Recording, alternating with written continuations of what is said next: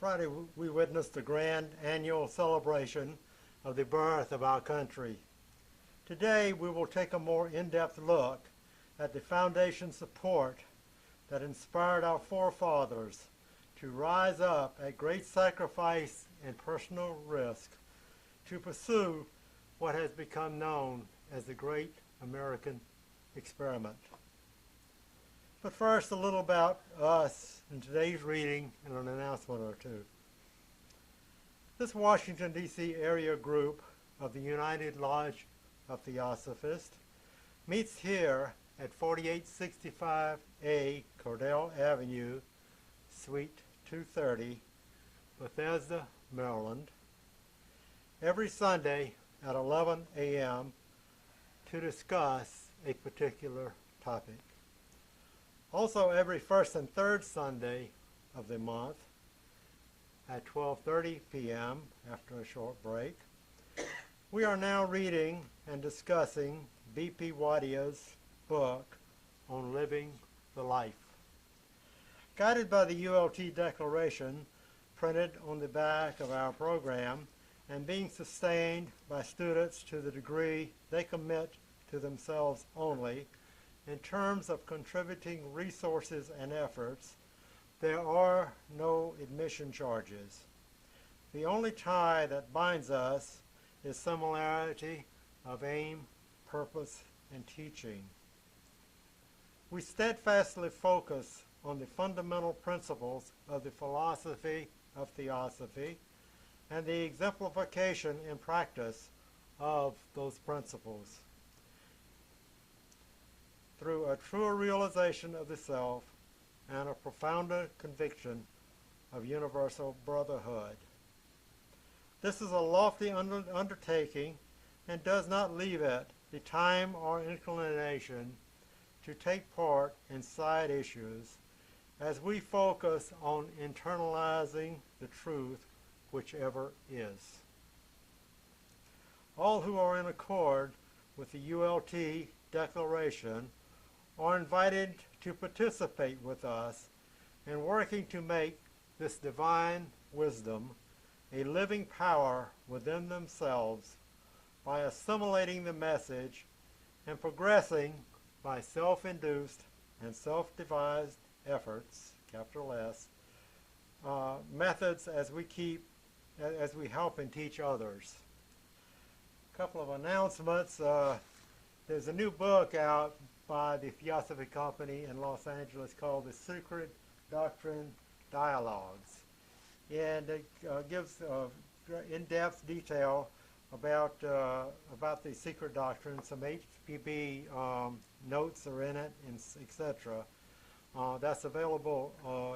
This little summary is available over on the shelf there, as is a complimentary copy of the book. And we are taking orders for that book now. So should you wish to have one, sign up over there.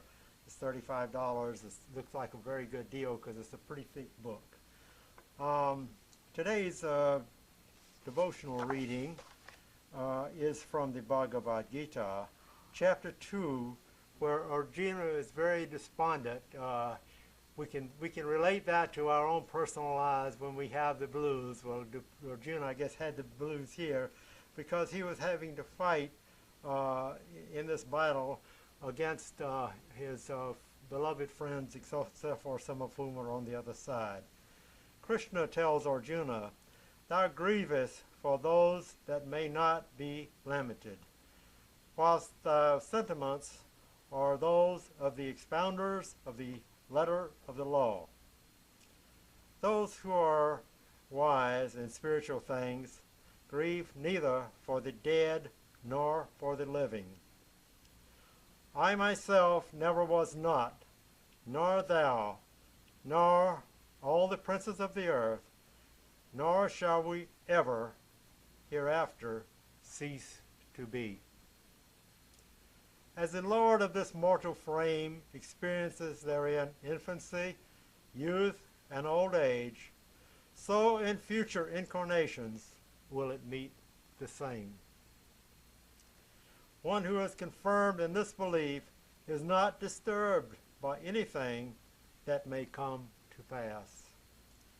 The senses, moving toward their appropriate objects, are producers of heat and cold, pleasure and pain, which come and go and are brief and changeable. These do thee endure, O son of Brata, for the wise man whom these disturb not, and to whom pain and pleasure are the same, is fitted for immortality. There is no existence for that which does not exist, nor is there any non-existence for what exists. For by those who see the truth and look into the principles of things, the ultimate characteristic of these both is seen.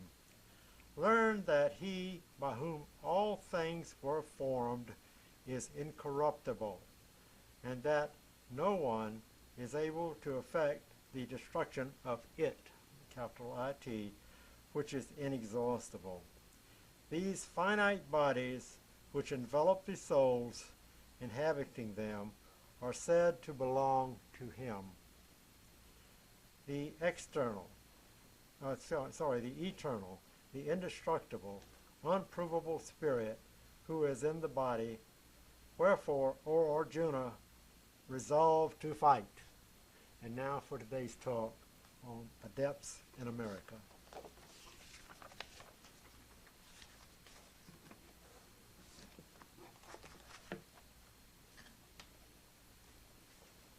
Thank you.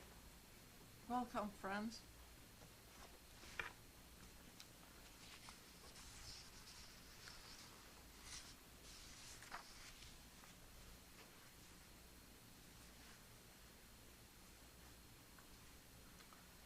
We just heard about the formation of the Declaration and the Constitution for United States of America.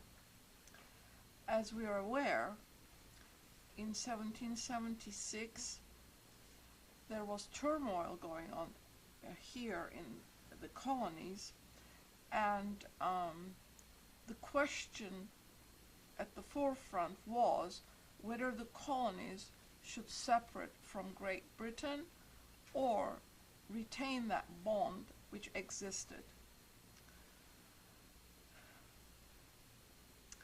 When we look at the American Declaration and the Constitution, we find in it no reference to God, but only to nature's God. And regardless of how much we search in it, there is no reference to any theological dogma. It is free from all that. Even though Puritans had come to the United States and also other sects to find freedom, there is no dogma either in the Declaration or the Constitution for governing the United States. Why do you think this is? What influenced these great Freemasons at that time to come up with such a declaration?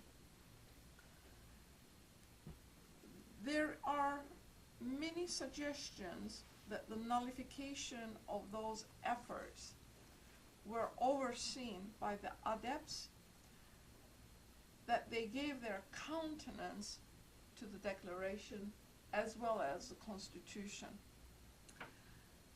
The Declaration, from which, as you know, freedom sprang, nature and nature's God are referred to. In the second and third paragraphs, natural rights of man are specified, such as life, liberty, and the pursuit of happiness. The king is spoken of as being unworthy to be head of a civilized nation. In appealing to the British brethren, the Declaration says the appeal is made to their native justice and magnanimity. all reference to religion, Christianity, or God's commands are left out. This was for a very good reason, as we all know that religion up to that point had battled against progress, against justice, against magnanimity, and against the rights of men. And in the concluding sentence, the signers mutually pledge each other to its support, ignoring all appeals to God. In the Constitution, the preamble declares that this is an instrument for union, for justice, for tranquility, defense, and for general good and liberty. Article 6 says, no religious test as a qualification for office shall ever be required. And the First Amendment prohibits an establishment of religion or restraint of its free exercise. The great adepts, Theosophical adepts, looked around during that period to produce someone or to find someone who would stand up for the rights of men just about single-handedly and bring the separation about. In England, they found Thomas Paine. Brother Benjamin Franklin, who was in London then, influenced Thomas Paine to come to the United States, at that time colonies. At the suggestion of Washington, Franklin, Jefferson, and other Masons, Freemasons, it was Thomas Paine who, with the pen, joined the gap that existed in the thought of that age. I have here copies of his writings, and I suggest that you read them for yourself. Common Sense, The Age of Reason, Part 1 and Part 2. And we'll come to them in a little bit.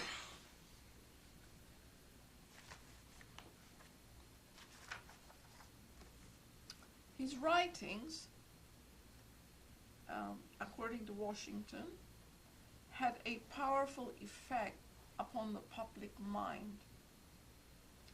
In The Age of Reason, which he wrote in Paris several years later, he says, Paine says, quotation, I saw, or at least I thought I saw, a vast scene opening itself to the world in the affairs of America, and it appeared to me that unless the Americans changed the plan they were then pursuing and declared themselves independent, they would not only involve themselves in a multiplicity of new difficulties, but shut out the prospect that was then offering itself to mankind through their means.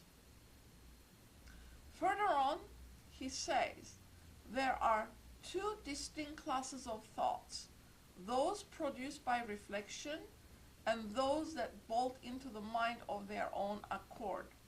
I have always made it a rule to treat these voluntary visitors with civility, and it is from them I have acquired all the knowledge that I have. How do you think these voluntary visitors were injected into his brain? Mr. Judge has an article where he explains that the adepts are capable of just doing that, that inject thoughts into the mind. And this is what they did with Thomas Paine, because they knew that Thomas Paine could stand and be trusted to hold the lamp of truth amidst all others who, in times that tried men's souls, quaked with fear. This vast scene opening itself to mankind in the affairs of America was propelled onward by the adepts. And as if to give a point to the new order of the ages that was opening up in this sphere, the Great Seal of the United States is a pyramid whose capstone is removed, if you look at it, with the blazing eye in a triangle over it, dazzling the sight. And above it are the words, "The heavens approve," while underneath appear the startling sentence, "A new order of the ages." In The Right Omen, chapter 2, he says, "No beginning could be made in Asia, Africa, or Europe to reform the political condition of man.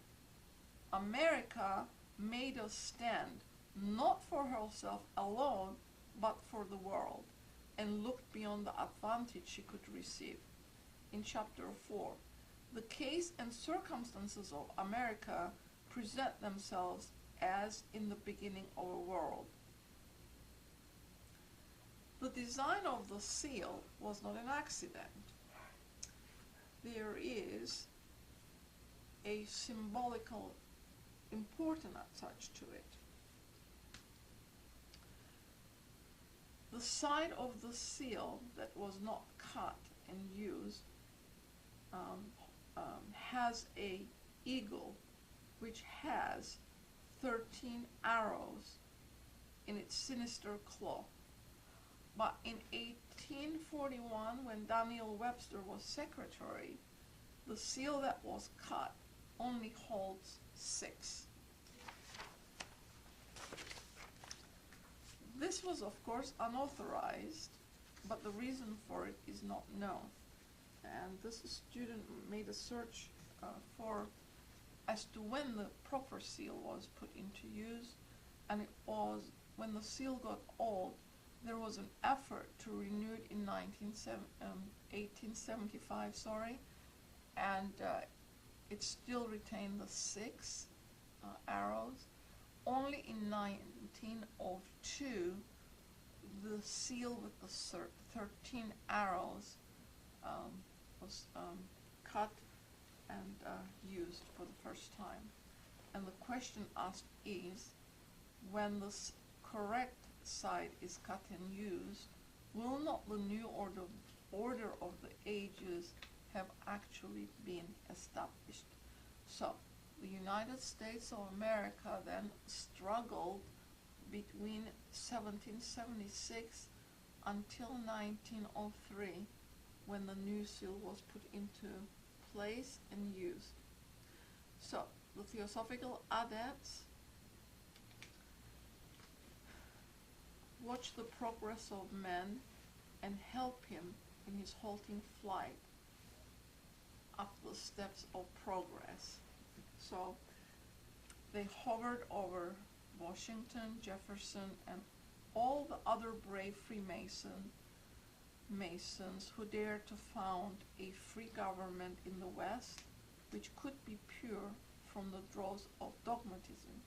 They cleared their minds, inspired their pens, and left upon the great seal of this mighty nation the memorial of their presence. Now, if we look at the life of Thomas Paine, we notice that he was held anathema by all of the religious establishment. And there is a statement in Theosophical writings which says that ingratitude is a tremendous fault that needs to be corrected. So today then, we give this honorable man his rightful place in historical events by making the statement that when he came to the United States, he was 37 years old, and until his death, 72 years old, he basically worked to bring about the change in the United States.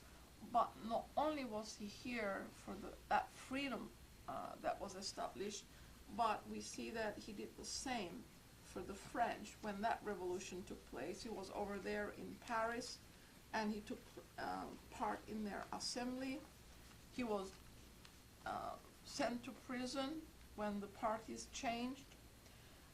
He went to England and wrote the crises over there when the British government was trying to suppress, and for that he was issued treason. So he escaped again to France, finishing Age of Reason there.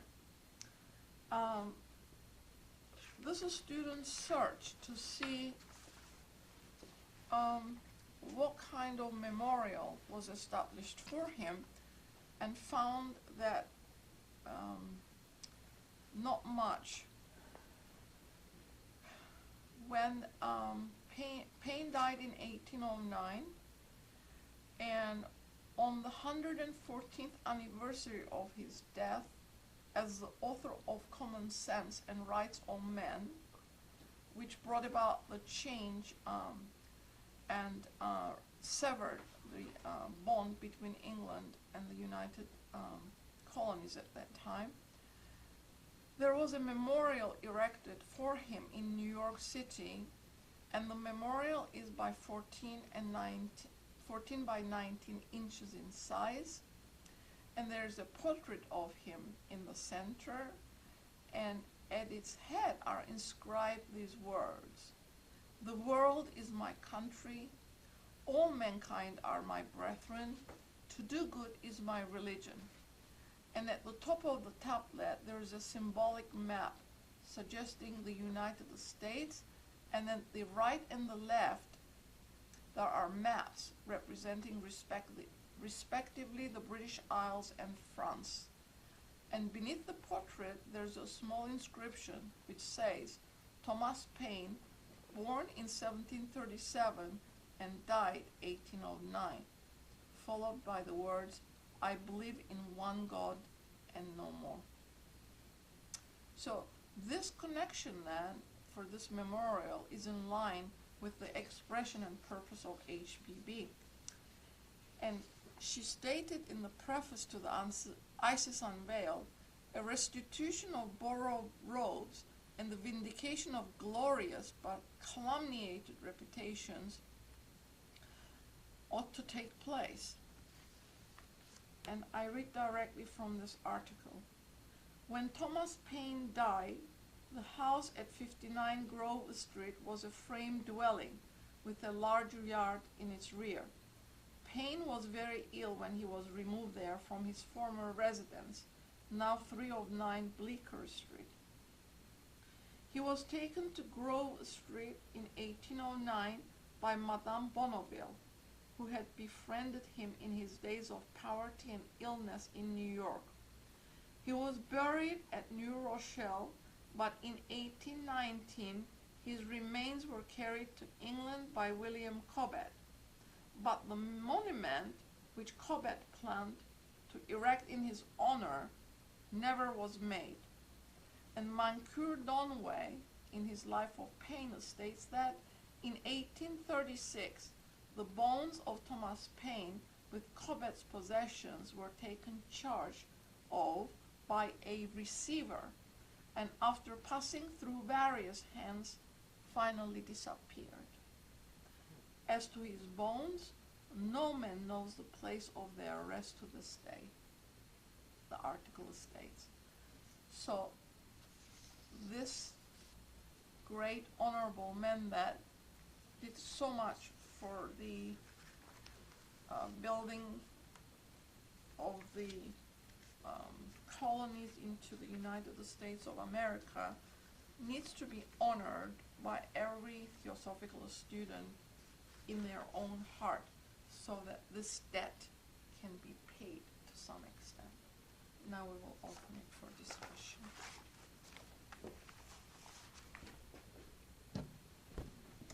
Correction on the phone number of the ULT in Washington, D.C.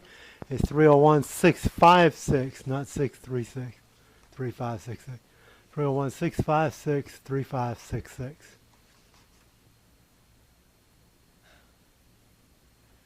Question on Tom Paine and how he, how his bones disappeared and what's being made of him in some of the pulpits of this land almost to this day. Have you seen anything as to why, from a higher level, why his bones disappeared like they did, or? Well, I think those who brought him to the States made sure that his bones were saved, and I'm positive it is in a resting place quite suitable for himself. Imagine what would have happened with that kind of ideas that the general public holds about him.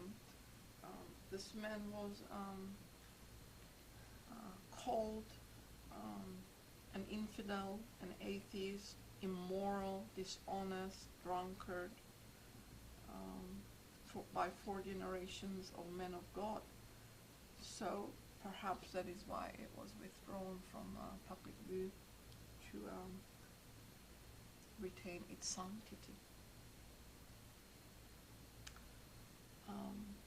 It says that, I think you quoted, he believed in one God.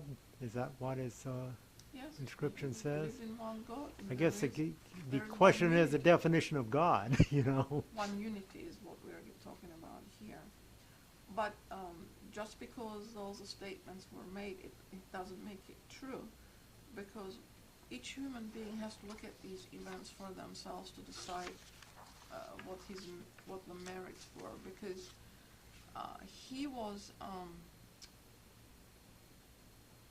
brought here basically by Benjamin Franklin's effort.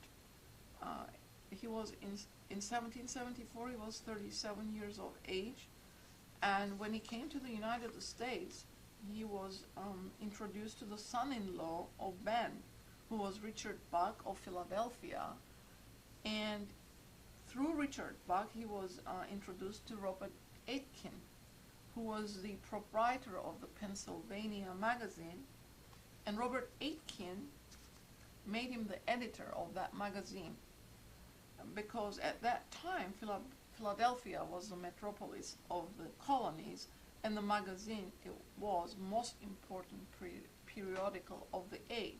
So when you look at those events, it certainly does not go along with the secular or theological accusations piled on his head, that all those things, that he was an atheist, he was immoral, he was dishonest, a drunkard, and so forth. But you have to read the Age of Reason as to see why that was piled on his head. Because the one God, the one unity, one source of everything is in these pages. And it didn't fit with the theological ideology and the church dogma of the times. This is 2014, and we're still battling. The free thinkers are still battling with those dogmas. But back then, you're talking about 1776. He died in 1809.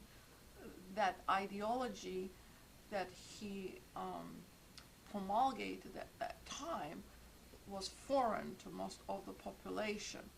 The Freemasons had symbology at their command, and through that symbology they could reason correctly. But even then, it was not made a point of. So he made a point of it. He wrote it down on black and white. So that's why he got in trouble, if you will. No doubt about it. It is only that when the reputation of the person bringing it is marked, that perhaps many people will not pay attention to it, because the same thing occurred when HPB was on the scene. She came for the 19th century, crushed the Victorian thought, brought freedom of thought not just to men, but also to women. She brought about tremendous change in society. So did Paine. But as said, never was the secret doctrine or the philosophy it promulgated criticized. It was the person who brought it into the universe, to the whole world. HPV came to the whole world. Her mission was to bring about the needed change in the mind of the race. And she achieved it. Whether we acknowledge it or not, our thought process has changed tremendously. And But the way we act doesn't seem like it's changed all that much. Oh, no. We have Tom Paine, we have HPB coming along, we have Mr. Judge, we have perfected beings like Jesus, and all of them being persecuted because they brought the message. Pockets of truth, pockets of people, I should say, exemplifying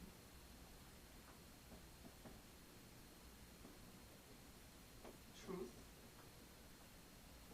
wherever and however we find it, is in existence today. And when you look around, you see that the spirituality is on the ascendancy. We care as to what happens to other people, what happens to the lower kingdoms. There is a tremendous movement in correct handling of animals, protection for the animals. Do they have souls? How should we treat them? If we're going to eat them, how should they be produced? How should they be handled? How should we kill them? So forth. So we, as a people, perhaps all of us don't show this tendency, but pockets in every nation exist. Why is that? Theosophical students are everywhere in the whole world. And let me also read this statement from HPB, because I want to make sure that this is also known.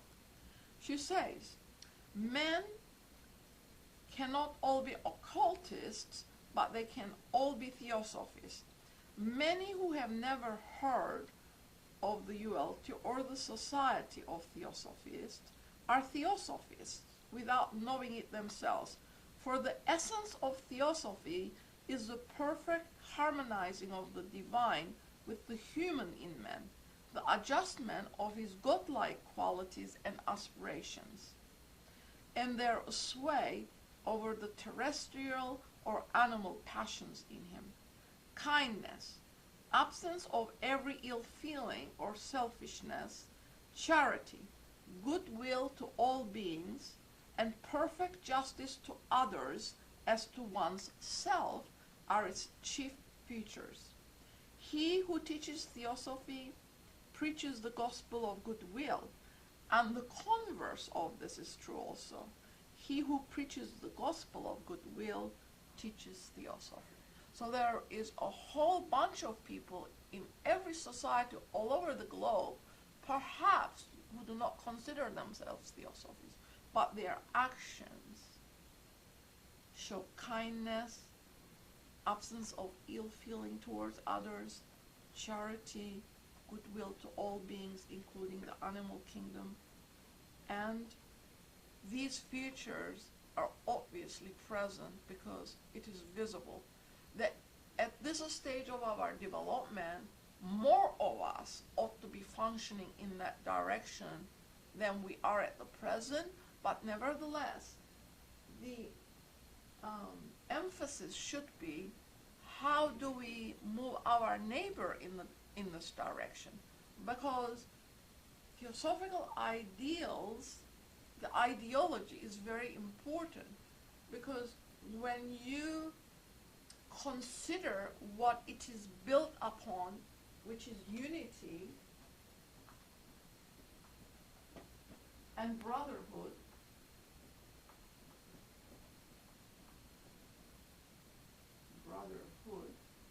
are essential to our well-being.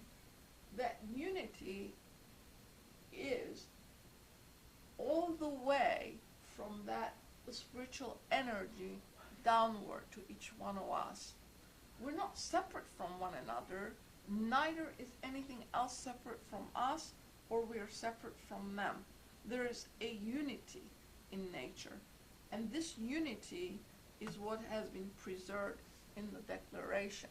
because Thomas Paine basically wrote that declaration, because if you read Common Sense, all of the ideas are present in it. The credit goes to someone else, and obviously he didn't care very much, but the ideas came from him. It said that it's in Thomas Jefferson's pen, but the actual idea is Tom Paine, I think. Tom Paine, but obviously Adepts Working through him.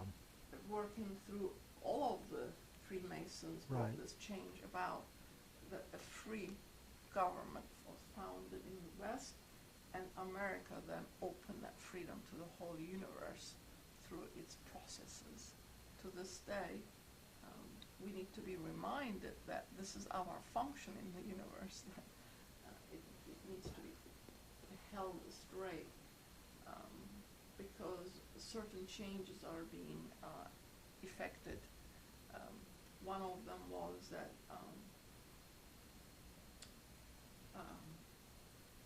organizations are persons, and the Supreme Court brought that about, and our president stood very courageously and asked them to rescind it, which they would not, because he knew what they were up to. The highest court in the whole world would not upheld what our forefathers had put in place, like making that change, because now the organizations can buy and sell whoever they wish to and influence the government in that way, which is a terrible thing that has come about. I'm not this platform You're not is politicizing it, political, right? We and understand. We don't meddle in politics, but we need to be aware as to what is going on around us, and when we see something wrong, we need to stand up for it, because that is a terrible corruption that has come into the government. You're talking about, on the one hand, a declaration and a constitution that has these lofty ideas that we are trying to attain, and we stump our toe along the way. And this is one time we stumped our toe. There's many other times, if we look at even in this student's lifetime, we've stumped our toe. But you know, we got to keep trying to achieve this. Just as we are told that the language of the secret doctrine is old-fashioned, to this student it isn't, because it is written in a specific way, and when you think about it, it's not the word on the page, but what's underneath it is important. What it conveys to your mind in that free space where you are. In the same manner, now the Declaration and the Constitution are criticized that it was made at that time and we need to ratify it. But if we do, we're going to find ourselves in tremendous difficulty, because our forefathers were exhibiting wisdom when they put that stuff on paper. That wisdom is not with us today. Materialistic ideology should not convert the wisdom of the ages, which is expressed in the Declaration and the Constitution. And they also provided for social change and so forth in there by allowing for amendments, and that's happened. And it's also very difficult to get an amendment because you have to have most of the states approved. So it's all set up. It shows a lot of wisdom on their part. Yeah. Absolutely. There's something in here that I think Thomas Paine also criticized Washington when Washington refused to help the French. The French helped us, but once we achieved our goal, Washington did not want to involve us in European politics, and he refused to provide help, and for that Paine criticized him. But there was a very interesting statement in here. It says, history recites that Paine published an attack on Washington, and over against that, to whose honor you will set the other fact that Washington himself said and wrote, under God, the American people owe their liberty to Thomas Paine more than to any other man. If you picture the circumstances under which Paine's attack on Washington was written, the Republic of France, beset by a continent in arms, England, recent slave owner of the American colonies, in the fore of the encircling host of the enemies of French liberty, Paine longed for the aid from America that France had given the struggling colonists. Washington, the stern patriot, was determined to keep the infant American Republic free from the dangers and the costs of the European struggle. The situation paralleled the condition existent from 1914 to 1917, when Roosevelt would have had America do her part in the Great War for world liberty, and Wilson was determined to keep us out of the war. Washington's view prevailed in 1795, as Wilson's in these latter days. Few reason out that had Thomas Paine's ardent world patriotism prevailed over the national patriotism of Washington, we had been spared the War of 1812, and the West had been spared the Great War of 1914. So, thinking that way, who was right, the article asks, Roosevelt or Wilson, Washington or Paine? So, there are a lot of historical facts that we do not really consider. Perhaps they're not also known or distributed to the general public. We normally make our decision making on the articles or historical facts that are written by historians. But we must also be aware that history is written by the winners, not by the losers, and their viewpoint is normally not in those books. So we need to kind of reevaluate the situation as needs to be and then make a decision, because then we fall into error by not doing that. They're asking us to be free thinkers and looking at issues from all directions before making a judgment, at a decision that follows from that. So the great adepts then, who gave their countenance to the Declaration and the Constitution of the United States, also gave their countenance to the theosophical philosophy that was brought out and the formation of the theosophical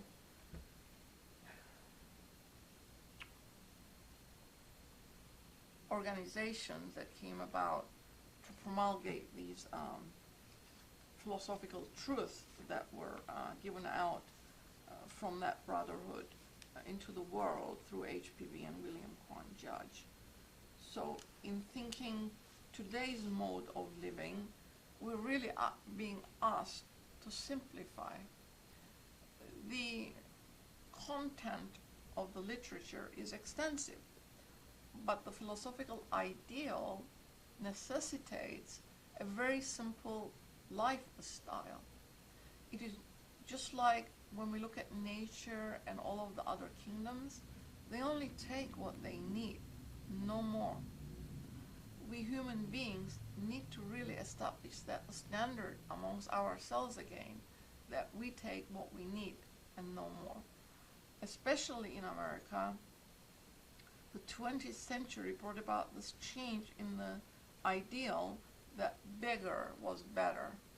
But when we look at nations that promote happiness and unity amongst themselves, Denmark, Holland, and so forth, they actually come out and say that they do not wish to live in the United States, that they are convinced bigger is not better, that they're happy with what they have. And in the theosophical literature, it is written in many places where it states that it is not that we need more, it is that we need to put to good use what we have. We have to consider ourselves custodians, not owners. And when you think about it, we really don't own anything. We're just transient, and we come and we live, and it is the spiritual ideals that we need to incorporate into our lives and simplify the living, making that change over to simple lifestyles like our forefathers had. That does not mean that modernization should not be there, but its application should be simple to each human life. Is there a question up here?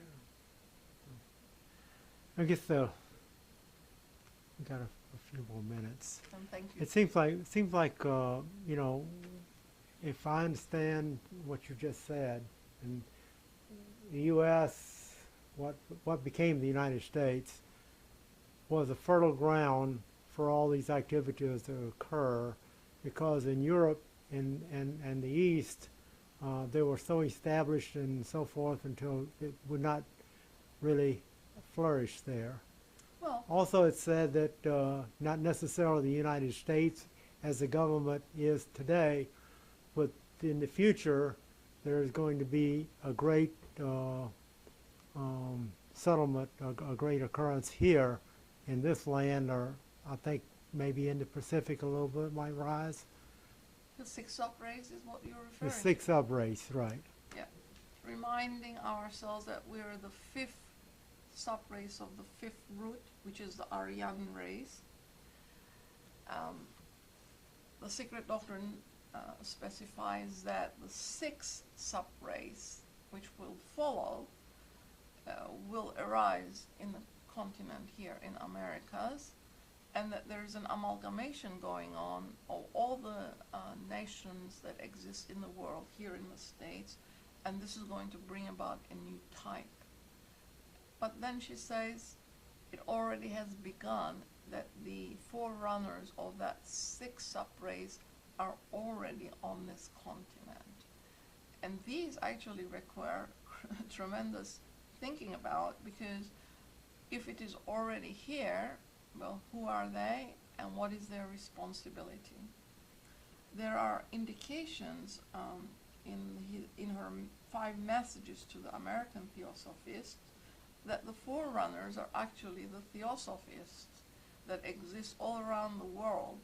It is to them that has been given a tremendous opportunity to promulgate these pure teachings, the pure philosophy of the masters, bringing about this necessary change in the mind. And that as the opportunity, she says, is great, so the responsibility that lies on the Theosophical students is also great, that no such opportunity comes without sacrifice. So the students who are promulgating these pure teachings are working, she says, at great odds. And when you look around, this really becomes very obvious. For instance, the characteristics that one embodies in oneself obviously also comes from hereditary characteristics of the family that one belongs to. But not only do we belong to a family, we also belong to a community, and the community at large belongs to a nation. What about all these nations? If we are all united, even if I don't exhibit the French characteristics, they all exist in me as a germ. So what is being asked of us is to be mindful and to make the necessary changes in our lower nature. The higher nature is perfect. This is our higher nature.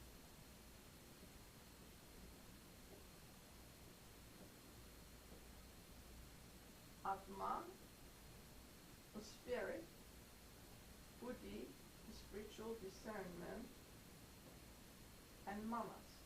Now, this is what she came to change. Because when you look at it this way, this is our lower nature. And this is where our characteristics are. And this is what we have to change. What does this include? Passions and desires. Our astral characteristics, which are our emotions, are stored here. Jiva, which is the prana in human beings, which is the life principle. Life, astral, physical, and passions, and desire. This is from Sanskrit, karma. So, this is where all our imperfections are. This is perfect. This is the part that goes from life to life because it's the individuality. This is my personality. This is only for one life, and at the end of this life, I'm going to shed this body and my personality with it. But the aspect of it that tends to move towards the higher is the one that is retained. So in the next life, whatever I have killed in this life will not part of that next personality that is going to cover that individuality in earth life. And this is what she brought out. She brought out these 7 principles in nature and in men and showed how this change of the mind is to be brought about. Because the mind either goes upward or downward. If the personality is affecting it, it's downward. If the individuality is affecting it, it's outward. So it just depends in which direction that mind is working. And those human beings that show this charity, compassion, are moving outward most of the time. None of us are perfect, obviously, we always fall too. But the majority of the time we're moving in that direction with all our faults and whatever else we have. But when we become aware of what those faults are and we work on removing them, the ones that we remove will not be ours in the next one to work on. And this is what she told the universe, that the mind needs to be converted or changed into this higher aspect, the divine aspect. This aspect does not require a brain, but the intellectual mind does. It works through the brain because it gathers information through the senses and brings it inward. But that does not need a brain. It works with intuitive powers or wisdom from the higher aspect. And once that change comes about, she says, we shall be godlike human beings. And this is our future, and this is what she was looking forward to when she brought that out. And Mr. Judge continued with that effort, and when impurities had kind of seeped in, then R.C. Robert Crosby came forward and brought it back to its core again. So we are very grateful that we have it. Thank you. Thank you. Now, Now we can